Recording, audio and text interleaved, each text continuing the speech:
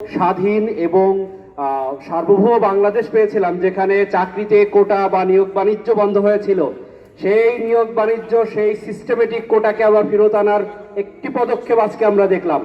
2015 সালে এনটিআরসিতে কেন্দ্রীয়ভাবে নিয়োগের সুপারিশ করা হতো, সেইটাকে বাতিল করে দিয়ে ওনারা ম্যানেজিং কমিটির মাধ্যমে নিয়োগ দেওয়ার সিদ্ধান্ত নিচ্ছে।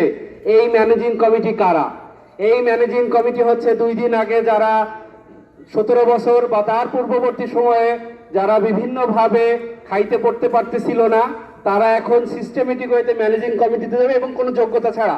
এখানে ইন্টারিম একটা নিয়ম করছিল যে ম্যানেজিং কমিটিতে থাকতে হলে অনার্স পাস বা গ্রাজুয়েশন থাকতে হবে, সেইটাকেও তারা বাতিল করে দিচ্ছে। সেইটা বাতিল করার পরবর্তী ধাপ হচ্ছে স্কুলে, বেসরকারি নিবন্ধনভুক্ত স্কুলগুলোতে নিয়োগ দেওয়া হবে ম্যানেজিং কমিটির চূড়ান্ত সুপারিশে। এবং ম্যানেজিং কমিটি কারা? যারা 5 পাসও না।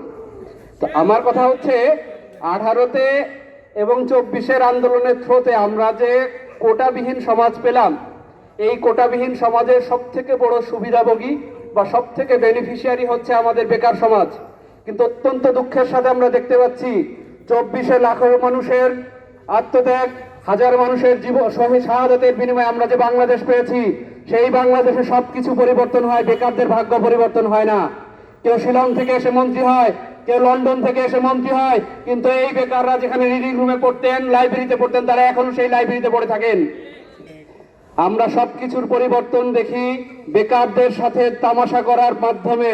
খেয়াল করুন মাননীয় মন্ত্রী, প্রধানমন্ত্রীরা, বেকারদের সাথে তামাশা করার বিনিময়ে যারা পরিবর্তন হয়ে আজকে দেশে নাই, আপনারাও সেম তামাশা করে একই পরিবর্তন নিজেদের ভাগ্যে টেনে আনবেন না। পরিবর্তন হয়ে ক্ষমতায় আছেন, রাষ্ট্র চালাচ্ছেন, বেকারদের সাথে তামাশা করবেন না, আবারও পরিবর্তন হতে পারে। ধন্যবাদ।